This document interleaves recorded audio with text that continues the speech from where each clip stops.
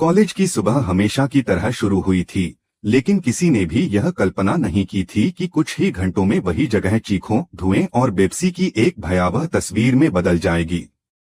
जनक अपने दोस्तों के साथ लाइब्रेरी की तरफ जा रही थी जब एक हल्की सी कंपकंपी जमीन पर महसूस हुई।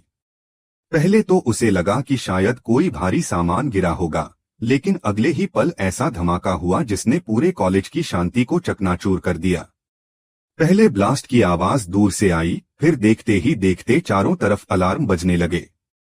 छात्र भागने लगे, किसी को समझ नहीं आ रहा था कि क्या हुआ है, पर इतना साफ था कि हालात सामान्य नहीं हैं। गलियारों में धुआं फैलने लगा, कई बच्चे गिर पड़े, कोई किसी को बचाने की कोशिश कर रहा था, तो कोई खुद को बचाने में भी असमर्थ था। जनक के दिल की धड़कन तेज हो चुकी थी। हर तरफ भगदड़, धक्का मुक्की, चीखें और डर का साया था। वह समझ नहीं पा रही थी कि किस दिशा में जाए जिससे रास्ता सुरक्षित मिल सके। सीढ़ियों से नीचे उतरते हुए उसे महसूस हो रहा था कि दूसरा ब्लास्ट कभी भी हो सकता है।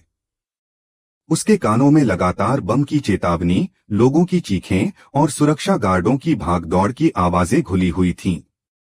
उसने अपनी सांसें रोककर, घबराहट को काबू में रखकर खुद को किसी तरह भीड़ से अलग किया, पर रास्ता पूरी तरह धुएं में ढका हुआ था।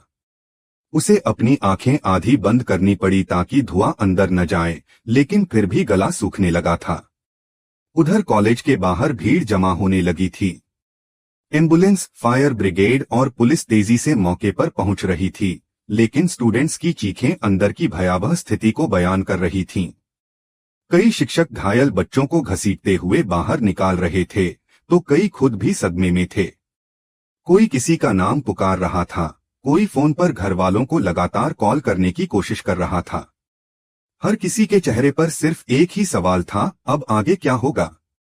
इसी अफरातफरी का लाइव फुटेज टीवी चैनलों पर चलने लगा था। शहर भर में यह खबर आग की तरह फैल चुकी थी कि जनक के कॉलेज में बम विस्फोट हुआ है। इस खबर को देखते ही ऋषि के पैर जैसे जमीन पर जम गए। उसके हाथ में पकड़ा हुआ मोबाइल लगभग गिर ही गया था।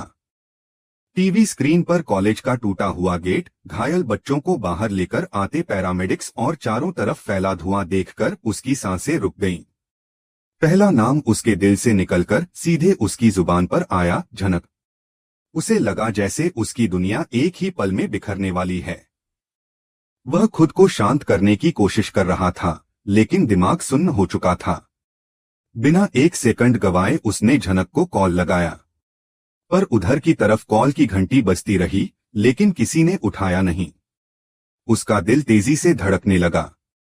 उसने दूसरे नंबर से कॉल किया, फिर अपने ऑफिस के फोन से, फिर भाई के फोन से भी कोशिश की, लेकिन हर बार वही परिणाम, कोई रिस्पॉन्स नहीं। ऋषि के मन में एक ही बात घूम रही थी कि कहीं जनक भी उसी हादसे का हिस्सा तो नहीं बन गई। उसकी आंखों में डर साफ दिखाई दे रहा था। उसने खिड़की से बाहर देखा, जैसे कोई उम्मीद वहां से मिलेगी, लेकिन हालत जस की तस थी। हर बीतता सेकंड उसके लिए भारी पड़ रहा था। उधर जनक दूसरी तरफ लगातार अपने बैग में मोबाइल ढूंढ रही थी, लेकिन घबराहट और धुएं की वजह से उसे कुछ समझ नहीं आ रहा था। आखिरकार मोबाइल उसकी पकड़ में आया, लेकिन नेटवर्क बार बार फ्लक्चुएट हो रहा था। वह समझ नहीं पा रही थी कि पहले खुद को सुरक्षित जगह पर ले जाए या ऋषि को कॉल बैक करे। तभी उसे एहसास हुआ कि फोन लगातार वाइब्रेट हो रहा है। उसने देखा, ऋषि का नाम स्क्रीन पर चमक रहा था। उसका दिल बैठ गया। इतने खतरनाक हालात में भी उसे सबसे पहले यह महसूस हुआ कि ऋषि जरूर घबराया होगा। थोड़ी देर बाद आखिरकार वह कॉल रिसीव कर पाई। कॉल जोड़ते ही उसने सिर्फ इतना कहा कि वह ठीक है, लेकिन उसकी आवाज इतनी कांप रही थी कि लगता था जैसे उसके शब्द भी डर से टूट रहे हों। आसपास का धुआं, गड़बड़ नेटवर्क और हड़कंप उसकी आवाज में साफ झलक रहा था। ऋषि के कानों में जनक की कांपती आवाज जैसे किसी ने दिल में चुभो दी हो। उसने तुरंत पूछा कि वह कहाँ है, कैसा माहौल है, क्या वह सच में सुरक्षित है। जनक ने जवाब देने की कोशिश की, लेकिन हर शब्द सांसों के साथ घुलता जा रहा था। उसने कहा कि ब्लास्ट बहुत बड़ा था, लोग घायल हो रहे हैं, वह किसी को भी पहचान नहीं पा रही और वह खुद भी किसी को समझा नहीं पा रही कि किस दिशा में भागे। झनक बताती जा रही थी और ऋषि की सांसें तेज होती जा रही थीं। उसे महसूस हो रहा था कि यदि वह वहीं होता तो शायद उसे ढूंढने में एक पल भी न लगाता, लेकिन दूरी उसे बेबस कर रही थी। उधर झनक की हालत ऐसी थी कि वह खुद को संभालने की कोशिश कर रही थी, लेकिन डर उसके भीतर घर कर चुका था। हर सेकंड उसे लगता था कि कहीं कोई दूसरा धमाका फिर से न गूंज उठे, कहीं कोई दीवार उसके सामने गिर न पड़े, कहीं किसी की जान जाते हुए उसे देखना न पड़े। कॉल के दौरान कई बार आवाज कट रही थी, कई बार सिर्फ सांसें सुनाई दे रही थीं। लेकिन उन टूटे फूटे शब्दों में भी एक बात साफ थी, दोनों के दिलों का डर एक ही था, और वह था एक दूसरे को खो देने का। ऋषि बार बार कह रहा था कि वह किसी सुरक्षित जगह चली जाए, और झनक बार बार यही बोल रही थी कि भीड़ इतनी ज्यादा है कि निकलना मुश्किल हो रहा है। झनक का आखिरी वाक्य कॉल कटने से पहले यह था कि वह कोशिश कर रही है बाहर निकलने की, और ऋषि का आखिरी शब्द था, कृपया अपना ख्याल रखना। लेकिन कॉल कटते ही दोनों की सांसें जैसे फिर से रुक गईं। बाहर कॉलेज में अफरातफरी जस की तस जारी थी, और दोनों के दिलों में डर पहले से ज्यादा गहरा हो चुका था। झनक की आवाज कांपते हुए रिसीवर पर आई थी, और उसके टूटते हुए शब्दों में सबसे भयावह बात यह थी कि कॉलेज प्रशासन ने कर्फ्यू लगा दिया है, क्योंकि हालात काबू में आने के बजाय और बिगड़ते जा रहे हैं। यह सुनते ही ऋषि का शरीर जैसे अंदर से खाली हो गया। किसी भी सामान्य व्यक्ति के लिए यह खबर सुनना ही मुश्किल था, लेकिन झनक से जुड़ा हर खतरा ऋषि के लिए अपनी सांस रोक देने जैसा था। उसने घबराहट में झनक से कहा कि वह चाहे किसी तरह, किसी को पकड़कर, किसी को पुकारकर बस खुद को सुरक्षित रखे। उसने वादा किया कि वह वहां टिककर कुछ नहीं करेगा, सीधे उसके पास पहुंचेगा। झनक कुछ और बोल पाती उससे पहले ही उसने जल्दी जल्दी कहा कि वह अभी निकल रहा है, और कॉल अचानक कट गई। ऋषि ने बिना एक भी पल रुके, बिना घर में किसी को कुछ बताए, बिना यह सोचे कि बाहर क्या खतरे हैं, बस एक ही बात दिमाग में रखी, झनक को ढूंढना है। वह दौड़ता हुआ कमरे से बाहर निकला, गाड़ी की चाबी उठाई और तेजी से कार स्टार्ट कर दी। रास्ते भर उसका ध्यान सड़क पर नहीं, बल्कि टीवी स्क्रीन पर चलती उन भयानक तस्वीरों पर था, जिनमें उसके कॉलेज की दीवारें टूटी हुई दिखाई दे रही थीं। उसकी सांसें असामान्य रूप से तेज हो चुकी थीं। ट्रैफिक सायरन, पुलिस की गाड़ियां, एम्बुलेंस, सब कुछ उसके रास्ते को अलग ही माहौल दे रहे थे। लेकिन उसके लिए सिर्फ एक रास्ता मायने रखता था, जो कॉलेज की ओर जा रहा था। कॉलेज के बाहर पहुंचते ही उसने देखा कि वहां अफरातफरी और भी ज्यादा फैल चुकी है। चारों तरफ घायल छात्र स्ट्रेचर पर ले जाए जा रहे थे, कुछ बच्चे जमीन पर बैठे सुबक रहे थे, कुछ फायर ब्रिगेड के स्टाफ उनसे पूछ रहे थे कि अंदर कितने लोग फंसे हैं, लेकिन किसी को कुछ ठीक से याद नहीं था। हवा में इतनी धूल और धुआं फैल चुका था कि साफ साफ सांस लेना भी मुश्किल हो रहा था। ऋषि का दिल धड़कनों की जगह जैसे हथौड़े की मार कर रहा था। उसने चारों तरफ नजर दौड़ाई, उम्मीद में कि शायद झनक कहीं दिखाई दे जाए, लेकिन हर चेहरा धुएं और खून की लकीरों में खोया हुआ था। उसने किसी भी वॉलंटियर से मदद लेने की कोशिश नहीं की, क्योंकि उसे लगा कि कोई भी उसकी अर्जेंसी नहीं समझ पाएगा। वह सीधे उन खंडहरनुमा गलियारों की ओर भागा जहां से झनक अक्सर लाइब्रेरी के लिए जाती थी। मगर जैसे ही उसने कदम आगे बढ़ाया, जमीन एक पल को कांपी।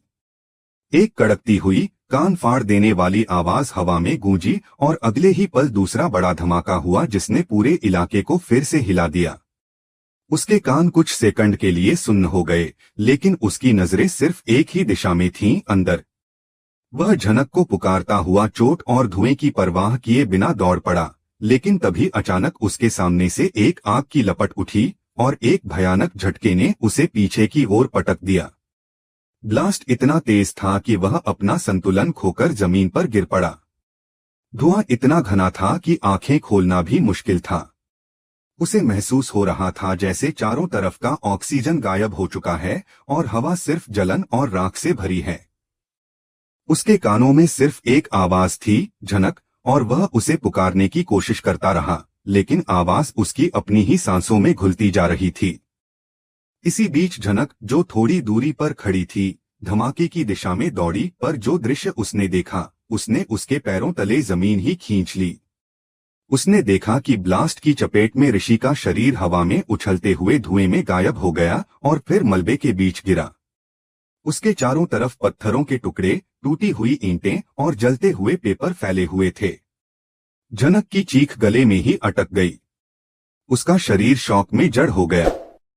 उसने सिर्फ देखा और देखते ही रह गई। उसकी आंखें एक पल में नम हो गईं। उसे लगा कि उसकी पूरी दुनिया इस धमाके की आवाज में बिखर गई है। उसके होठों से सिर्फ एक ही शब्द बार बार निकल रहा था, शहरी बाबू। वह चीख रही थी, रो रही थी, हाथ कांप रहे थे, सांस टूट रही थी। उसके कदम जैसे जमीन में धंस गए थे, लेकिन दिल उसे बार बार आगे धकेल रहा था कि दौड़ो, उसके पास जाओ, उसे उठाओ, उसे हिलाओ, उसका नाम पुकारो। लेकिन डर और सदमा उसे वहीं जकड़े हुए थे। कुछ लोग उसे पीछे खींचने की कोशिश कर रहे थे ताकि वह मलबे के पास न जाए, लेकिन झनक किसी की नहीं सुन रही थी। वह बार बार कह रही थी कि उसे ऋषि तक पहुंचना है।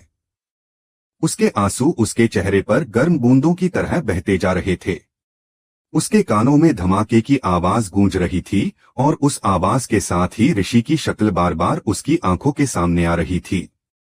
उसे लग रहा था कि अगर वह एक सेकंड भी देर कर गई तो शायद वह हमेशा के लिए उसे खो देगी। लेकिन धुएं और सुरक्षा की रस्सियों के बीच उसका रास्ता बार बार रुक रहा था। दूर फायर ब्रिगेड और पुलिस टीमें कह रही थीं कि अंदर जाना अभी बेहद खतरनाक है, लेकिन झनक के लिए कोई चेतावनी मायने नहीं रखती थी। उसके लिए सिर्फ एक ही सवाल दिमाग में गूंज रहा था, क्या ऋषि जिंदा है? क्या वह अभी भी सांस ले रहा है? उसे महसूस हो रहा था जैसे समय रुक गया है और हर चीज सिर्फ एक डरावने सन्नाटे में बदल गई है। इस भयानक हादसे ने उसके अंदर एक ऐसी बेचैनी पैदा कर दी थी जिससे निकलना आसान नहीं था। उसके कदम लड़खड़ा रहे थे, लेकिन उसका दिल बार बार कह रहा था कि ऋषि के बिना वह एक पल भी नहीं रह सकती। वह खुद को संभालने की कोशिश कर रही थी, लेकिन हादसे की गंभीरता उसकी हर कोशिश को तोड़ रही थी। अब कहानी का सबसे बड़ा मोड़ यही है, क्या इस धमाके ने ऋषि की जान ले ली, या फिर यह घटना उन दोनों की जिंदगी में एक ऐसा मोड़ लाएगी जो उनके रिश्ते को टूटने नहीं बल्कि और भी मजबूत करेगा। आने वाले एपिसोड भावनाओं से भरे हुए होंगे, जहां डर, प्यार, उम्मीद और सदमा सब एक साथ टकराएंगे। अभी कहानी यहां तक पहुंचती है और आगे क्या होगा यह सोचकर ही रोंगटे खड़े हो जाते हैं।